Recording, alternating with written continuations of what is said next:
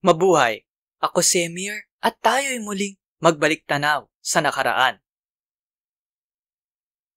Parte ang video na ito ng aking mahabang bitinserye tungkol sa anti-terror law. Para panoorin ang buong video, pindutin ang link na nasa end screen o nasa description.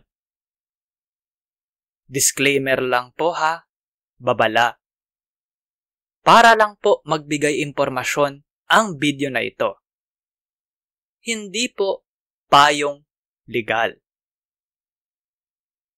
Salamat po.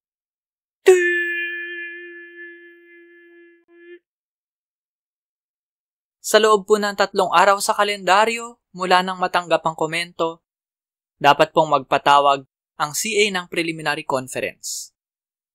Sa loob po ng 10 araw sa kalendaryo, mula nang matapos ang conference, dapat pong maglabas ang CA ng preliminary conference order.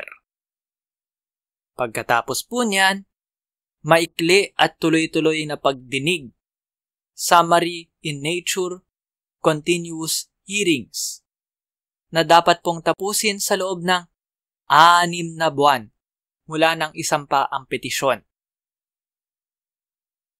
Dapat pong ilabas ang pasya sa loob ng 3 buwan mula nang ipasa ang kaso para pasyahan. Dapat agad ipatupad ang pasya.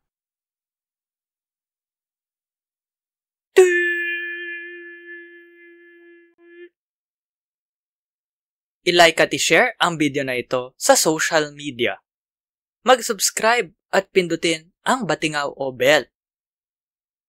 Panoorin ang iba pang Emir's Bitin, baliktanaw/inhindsight. Suportahan ang palabas sa Patreon, sa PayPal, o magbigay ng crypto. Salamat sa kapatid kong si G-G Arts para sa aking avatar.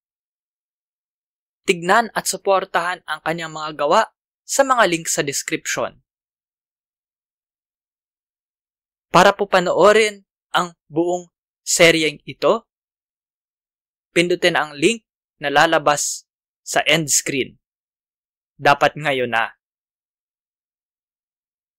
Maraming salamat po. Hanggang sa muli. At ingat.